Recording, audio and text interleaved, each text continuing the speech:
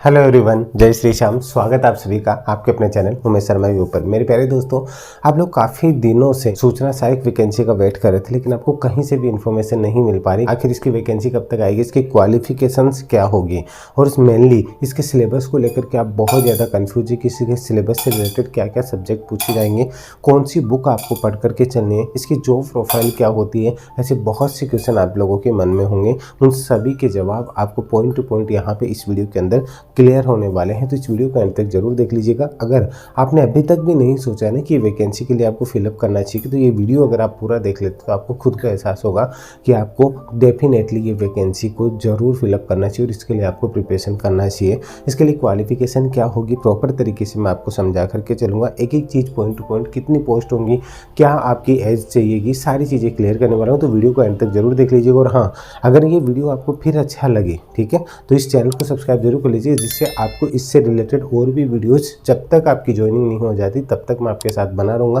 चाहे वो study material हो चाहे कोई भी चीज़ हो। तो वीडियो को अंत तक जरूर देख लीजिएगा। चलिए पॉइंट टू पॉइंट बात करते हैं।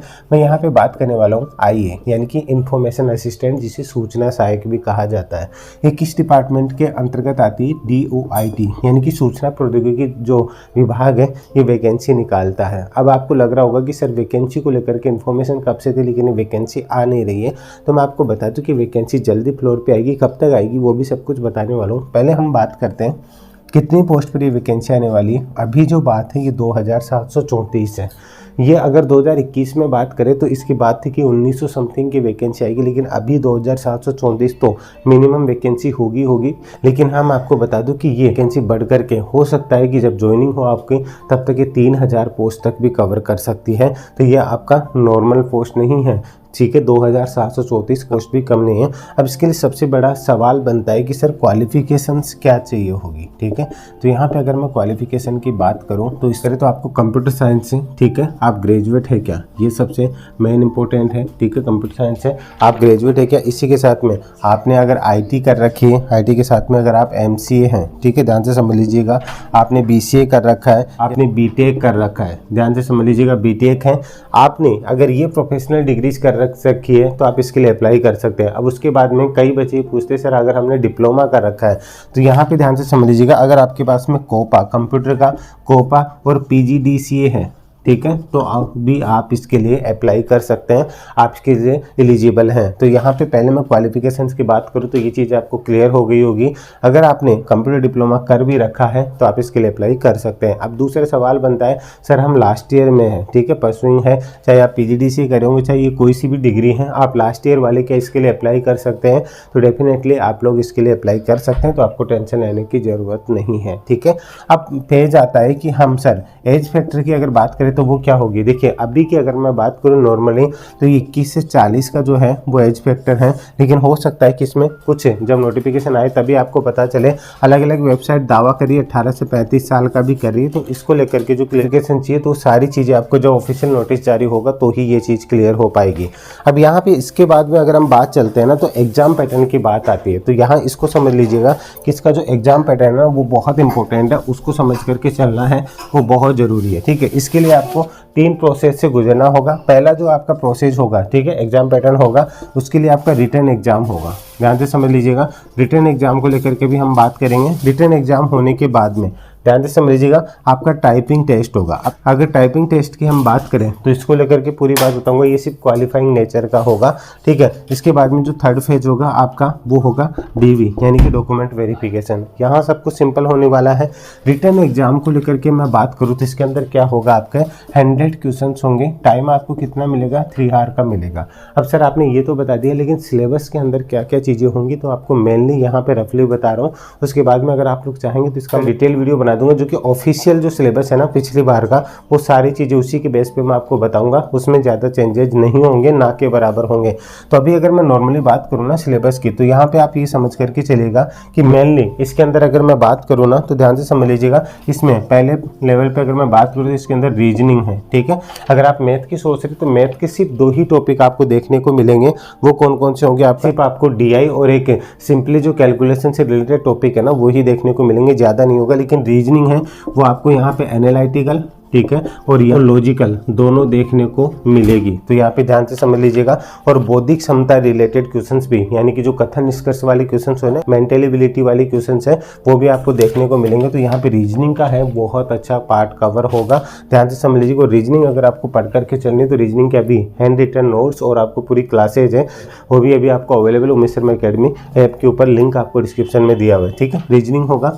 दूसरे लेवल पे मैं बात करूँ तो इसके अंदर राजस्थान जीके भी होगा। अब राजस्थान जीके के अंदर टॉपिक कौन कौन से होंगे उनके बारे में सारी चीज़ आपको डिटेल से बताऊंगा, लेकिन राजस्थान जीके आपका होगा। इसके अंदर आपका करंट अफेयर भी आ जाएगा, और यहाँ पे Rajasthan GK history, polity, geography की जो टॉपिक्स होंगे वो आपको मैं अलग से बता करके चलूंगा। मेन जो रोल पार्ट कवर करेगा वो होगा आपका कंप्यूटर। ठीक है, कंप्यूटर के अंदर भी एक तो नॉर्मली आप जो कंप्यूटर पढ़ते हैं ना, बेसिक से रिलेटेड क्वेश्चंस, लेकिन सबसे ज़्यादा होगा वो आईटी रिलेटेड। ठीक है, आईटी रिलेटेड आपको क्वेश्चंस पूछे जाएंगे, यानी सूचना और प्रौद्योगिकी से रिलेटेड क्वेश्चन सबसे ज़्यादा बनेंगे। अगर ओवरऑल मैं बात करूँ ना, तो यहाँ पे मान करके चलिएगा कि अगर ये 40% आते हैं ना दोनों, तो 60% रेशियो होगा वो आपको कंप्यूटर का ही देखने को मिलेगा। यहाँ पे मेन चीज़ क्या होगी कि जो यहाँ पे आईटी डिपार्टमेंट के बच्चे होंगे ना, जिनको क्या कंप्यूटर बहुत अच्छे से आता है, वो यहाँ मारे जाएंगे रीजनिंग और राजस्थान जीके के अंदर। जिनका ये अच्छा होगा उनको कंप्यूटर मारा जाएगा। इसलिए हम पूरे पार्ट को अच्छे से कवर करके चलना है, इस चीज़ का जरूर ध्यान दे लीजिएगा। ये आने के बाद में आपको बताइए सर, इसमें एग्जाम क्वालिफाई करने के बाद में क्या होगा। ये एग्जाम क्वालिफाई करने के बाद में आपका टाइपिंग टेस्ट होगा, जो कि आपकी 15-15 मिनट के टेस्ट होंगे। ठीक है, 15 मिनट का हिंदी का और 15 मिनट का इंग्लिश का।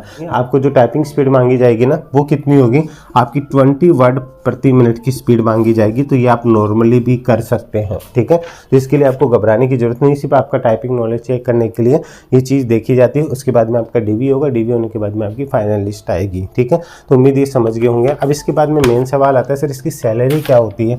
ठीक है, इसकी सैलरी क्या होती है, कौन सा ग्रेड पे होता है। अगर मैं ग्रेड पे की बात करूँ तो ये 2800 ग्रेड पे ये वैकेंसी आती है। ठीक है, ध्यान से समझ लीजिएगा। अगर सैलरी की बात करो तो स्टार्टिंग में तो 26,300 रुपये, ठीक है, आपको मिलते हैं। थोड़े से अगर आपको बात करूँ और सारे भत्ते वगैरह मिला करके जब आपका प्रोविजन पीरियड होता है तो आपको 29,100 रुपये आपकी इन हैंड सैलरी होती है। इसके बाद 7वां वेतन आयोग लगने के बाद में इसकी जो आपके सैलरी का जो टारगेट रहता है ना, वो क्राइटेरिया रहता है 26,300 से लेकर के 60,000 तक का एक क्राइटेरिया बनता है। ठीक है, तो अच्छे से एंजॉय कीजिए इस जॉब को, बहुत अच्छी जॉब है।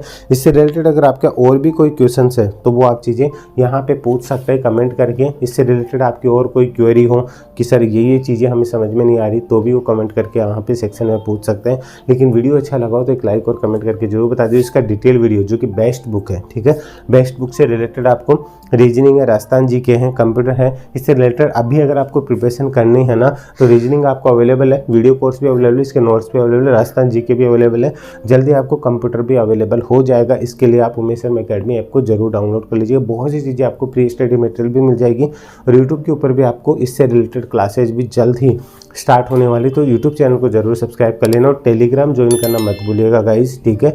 इससे रिलेटेड आपके मन में अगर ये था ना कि अभी मुझे वैकेंसी फिलअप नहीं करनी, तो एक बार दोबारा से फिर से जरूर सोचिएगा। ये बहुत अच्छा आप लोगों के लिए गोल्डन चांस है, ठीक है। ज़्यादा लोग इसके लिए अप्लाई नहीं करेंगे। आपको कंप्यूटर टीचर याद होगा ना, उसके अंदर भी लिमिटेड यानी कि 50% पोस्ट थी, वो भी खाली थी। तो यही चीज़ इसके अंदर होगी, इसलिए बहुत अच्छे से प्रिपरेशन कीजिए। अभी के लिए इजाज़त दीजिए। जय हिंद, जय भारत, धन्यवाद। कोई भी सपना साकार करने के लिए सबसे जरूरी है सही कोच का होना। चुनिए उमेश शर्मा एकेडमी को और करें अपने RPS, CSSC एंड रेलवे का सपना साकार। Download the app now.